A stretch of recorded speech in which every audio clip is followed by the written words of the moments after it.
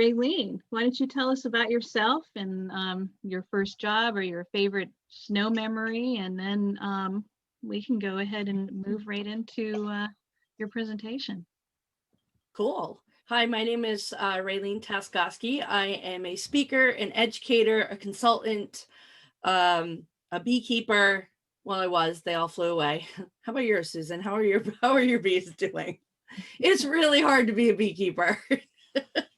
It is. You can keep them up until the spring. And last year, I'll tell you honestly, they were clustered. They were right here, and the food, they'd starve because they didn't break cluster. They cluster like they hibernate, and they ate what they could right around them, and then they didn't reach out because it was so cold. It was like warm and then cold. It was a weird winter. So far, so good. I think we had some dead ones outside, which showed Ralphie that they were actually cleaning out the hive, maybe getting rid of that's them. good. So there's some movement. So ours moved out. We gave up. We're not doing it anymore. My favorite, I guess I wouldn't say it's my favorite winter memory, but it's the one that I remember the most is Blizzard of 78, like all the rest of us. My mom went to pick me up at school, and I was going to a private Christian school in Willimantic, and our neighbors, or not our neighbors, but our friends had picked me up. I was at their house, and my mom went to get me. And by the time she got to me, the roads were impassable and she couldn't get back home. So we had to stay overnight with them. But unfortunately, my two brothers were at home and they were at the neighbor's house, and the neighbor would only ever watch us for like an hour or two. She was vicious. We hated her. To this day, we use her name as a curse word. Like, she was awful. And my brothers had to stay with her overnight. And so the next morning, as soon as we could get the cars dug out, and it was 6 foot high, 8 foot high drifts, we dug out my mom's, I think it might've been a Ford Pinto or something. It was really, really small. And we drove from Scotland back to Lisbon, and we got stopped by the police, and they're like, the roads are closed. And my mom said, I don't care. My sons are home with the devil and I'm going home. And so we drove home, we got my brothers. And to this day, I just remember my mom being like, I don't care what the governor says. You don't know Irene. We are not dealing with this. And to this day, I still feel bad for my brothers. They said it wasn't bad, but she was not a nice person. And that's that memory. That's awesome. Now, did you want me to just start, or did you want to do like an official intro? Yes. I had your bio pulled up here, and all of a sudden I lost it. It's okay. It's probably exactly what I just said. Without the snow story. Oh, okay. Well, Raylene's a lot more than that. She's a comedian. You've done comedy appearances at the casinos, right? At comics. Mm-hmm. I made it to the second round in Last Comic Standing twice, which is not all that impressive, but it's more than 100 other people have done. Yeah, that's awesome. And I won Clash of the Comics at the Funny Bone ones. That's awesome. So that was fun. All right. Well, then we shall get started. And I want you to think about the fact that we're almost we're 11 months from where we started. It's almost been a year since our 2-week shutdown. Right. Right. Well, 2020 was an adventure. I started the year attending a goal-setting vision board class, and our mantra was new year, new decade, new goals. And 75 days later, that turned into a new normal, a new sweatpants size, and a new drinking habit. Suddenly, masks were far more important than our bras, and our cars were getting 3 weeks to the gallon, and we were all starting to question whether or not we had enough toilet paper. How long would this supply last? And we were all at home using it up with our kids and our partners. We were all there together, annoying each other 24/7. So much togetherness. But hey, Netflix had our back. On literally the day most of the country shut down, they distracted us by bringing us The Tiger King and all the messed up, jaw-dropping, lip-syncing, tacky animal print we could handle. And it didn't matter if we were lounging around in our ripped sweatpants, crumbs down our shirt, 3/4 of the way into the big bottle, with our hands Bundy style down our pants. At least we weren't part of that train wreck. And as an added bonus, the Tiger King gave us the biggest mystery of 2020. Did she or did she not feed her husband to a tiger? A lot of people realized with a panic how dependent they were on takeout during the first few weeks and bought up all the canned food and all the frozen meals. And other people bought out all the flour, all the sugar, all the yeast. And I noticed the one frozen item that was still left on the shelves was diet frozen meals. I'm guessing everyone else felt like I did. If I'm going out in a pandemic, my last meal is not going to be a lean cuisine. But as soon as we were able to, people rallied around their favorite restaurants, ordering at least once a week to help keep them in business. We had Eat Out Fridays where we ordered from a different local restaurant each week to show our support. And on the other days, we ate what was in the freezer, as long as I could identify what it was. Is this chicken nuggets? Is this strawberries? By the end of the third week, I had the cleanest, emptiest freezer I'd seen since we bought the refrigerator. But I also had a lot of questions like, how long ago did I put bones in the freezer? And why? Had I read something on Pinterest? Was I going to attempt to make bone broth someday? Who knows? Many people discovered they were tech ding-dongs when they instantly became their own tech support, trying to figure out how to work, trying to figure out how to Zoom into calls. You're on mute. You're on mute, Marty. We push the button. It's okay. Now we can hear you. And the latest one, I am not a cat. It's been 11 months. He should be able to figure out Zoom by now. Right? You're trying to figure out how to scan with your phones. So many people didn't even know they could do that.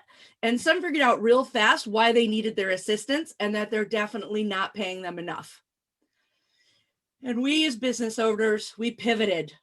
All our in-person meetings became the Zoom meetings. Our kids were Zooming with their classes, which meant now we had to watch our mouths because mommy has a potty mouth. And I'll miss this, Zoom happy hour parties and game night parties with our friends. How much fun was that? Until the hackers figured out how to infiltrate our meetings with random porn.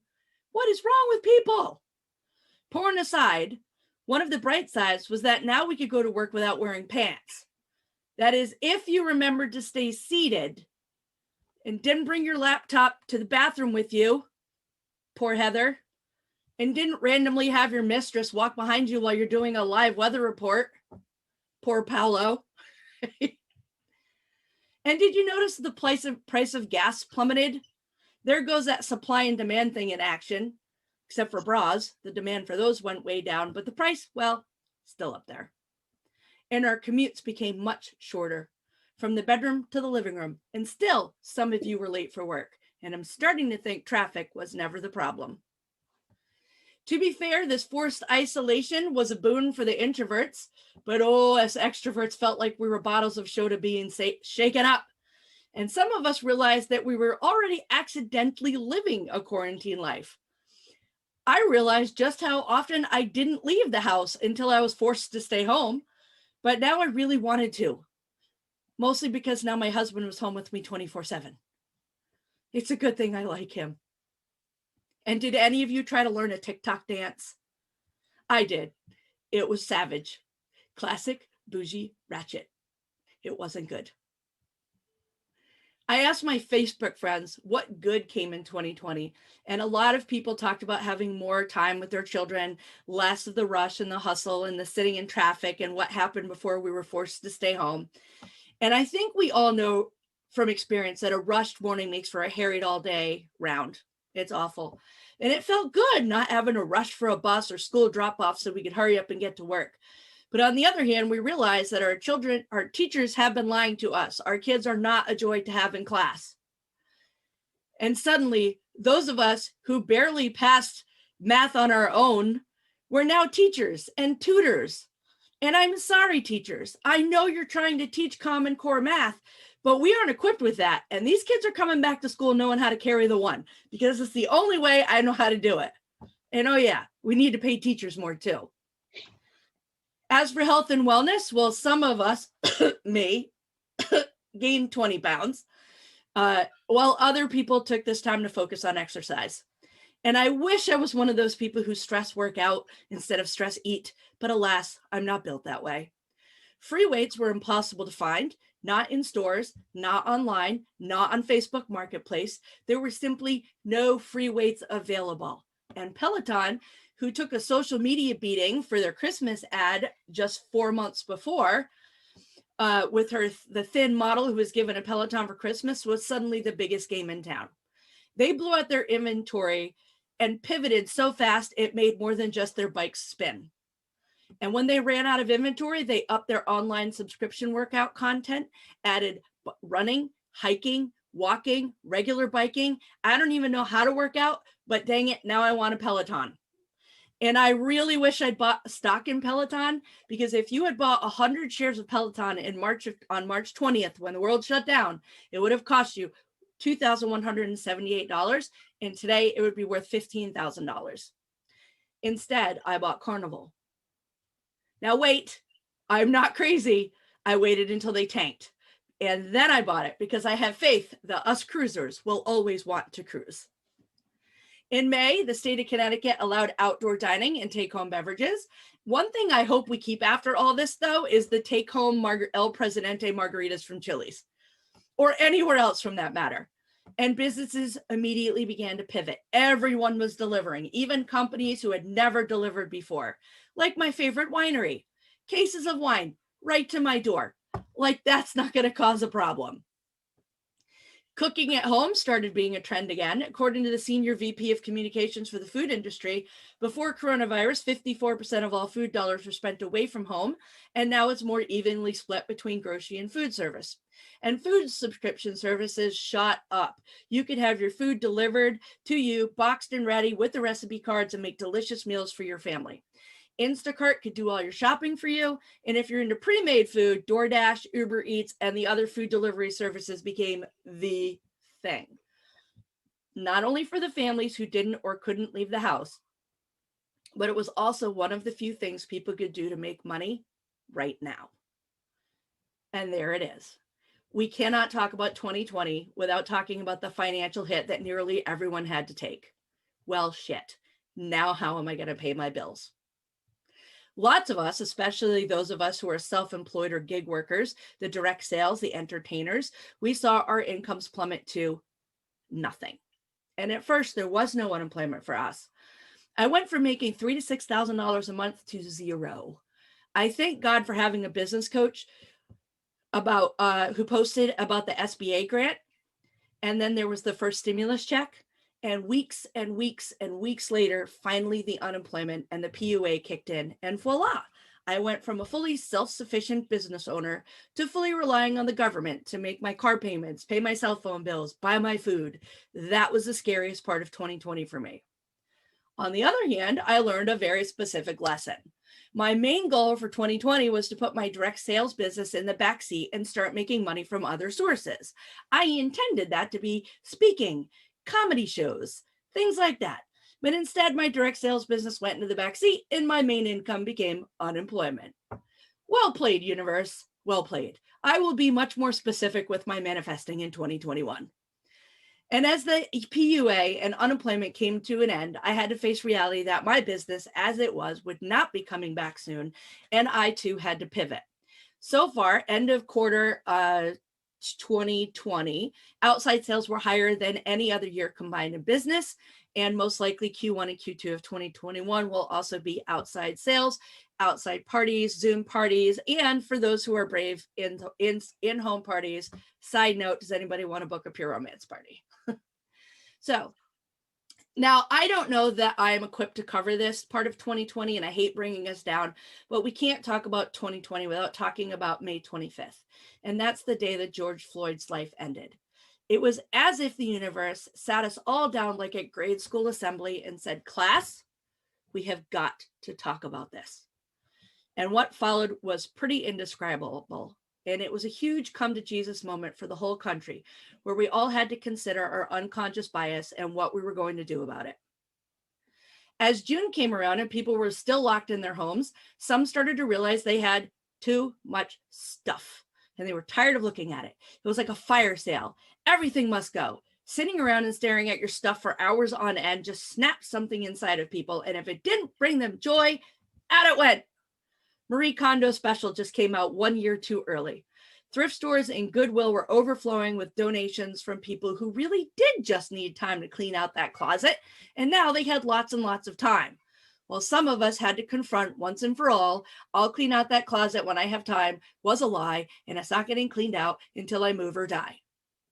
Now, 99 days into our pandemic, it's the end of June, and finally we can get haircuts and manicures and waxed. I don't think we realized how quickly wildly the hair in our bodies gets out of control when it's not scheduled, when it's not maintained on its regular schedule. Y'all, I get a cut every 3 weeks and a color every 6 weeks, and now it's been 3 months and I look like a dandelion right before it blows, and very, very gray, very, very puffy. And from the next shave, No Shave November 2019 lasted pretty much until June 2020. 109 days into the pandemic, Disney Plus brings us some joy with Hamilton the movie.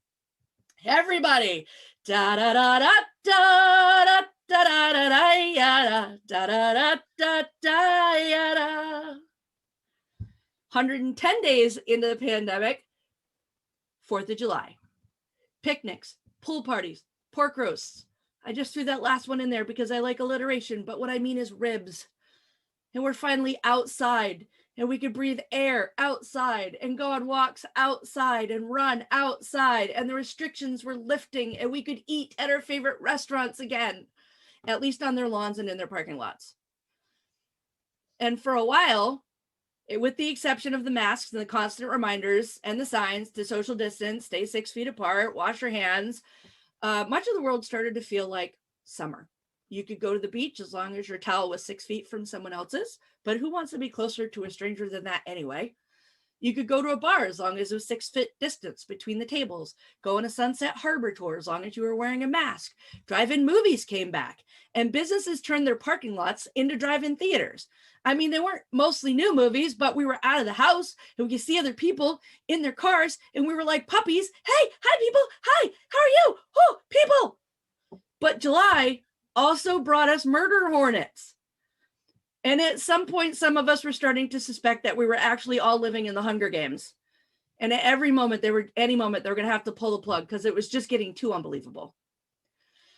I would be remiss as a female business owner if I failed, as I'm zooming through 2020, to pause and reflect on the death of notorious RBG. I think you'd be hard pressed to find any woman, regardless of political beliefs, who did not respect all that Ruth Bader Ginsburg did for us personally as women, who can now have credit cards and own businesses and own houses and get birth control, all without our husband's permission. But the summer lulled us into a false sense of security, and just like the flu increases as soon as the leaves start to fall, so did COVID-19. And at this point, we had all pivoted so much, we were starting to do pirouettes from all of our pivoting, and our heads are spinning. And so then we had the oddest holiday season since probably the Spanish flu outbreak. And there were arguments about whether or not kids could go trick-or-treating, but they could be in school all day together. And we were encouraged not to see our relatives for Thanksgiving. No gatherings allowed, no singing allowed. I'm not kidding, singing is not allowed in California and in Connecticut. And my favorite meme for holiday Thanksgiving was, "Dear family, I'm having a funeral for my pet bird on November 26th at 1 p.m. Refreshments will be served."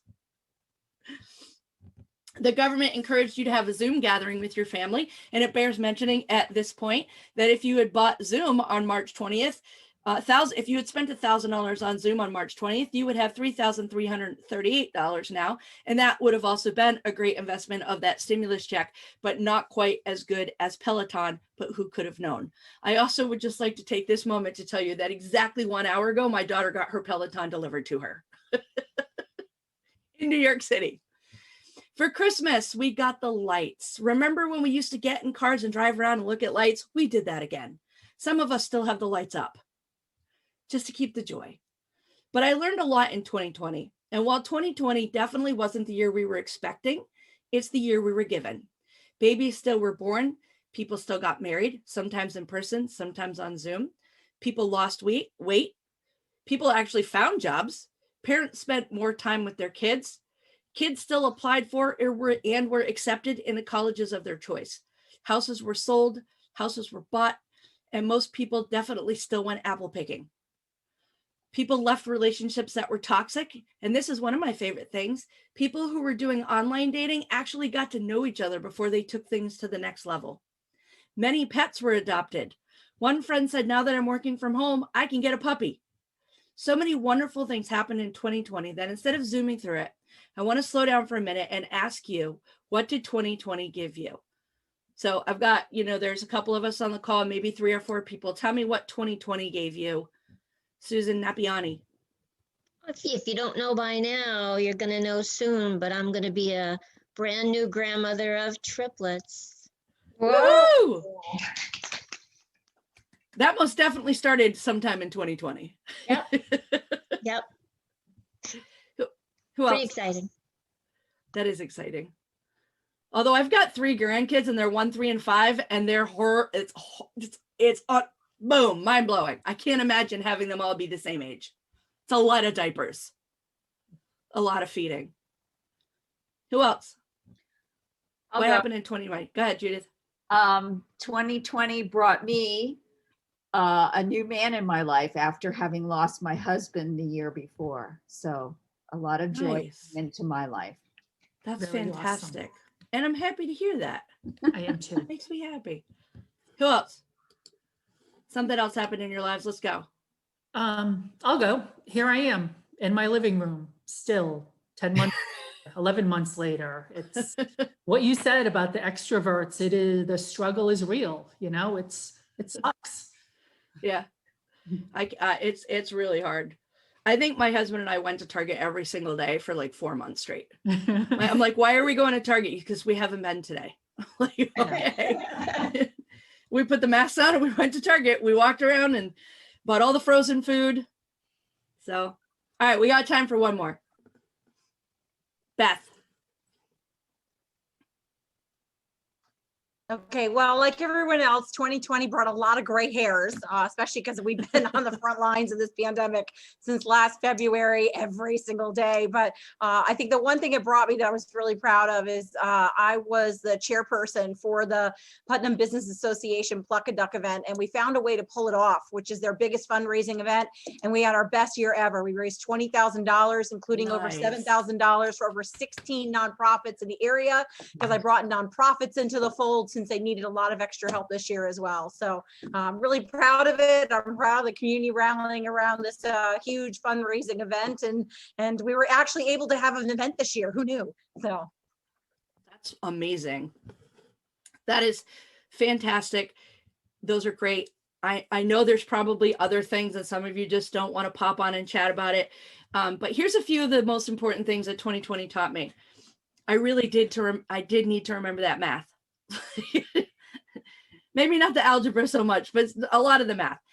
If I'm ever able to go back in time, I'm going to buy stock in Peloton. I really should be much more specific in my manifesting. And finally, and this one's for all of us, if you try to find the good in someone, something, or some year, you will find it. Thank you for having me, and bring on the rest of 2021. Thank you, Raylene.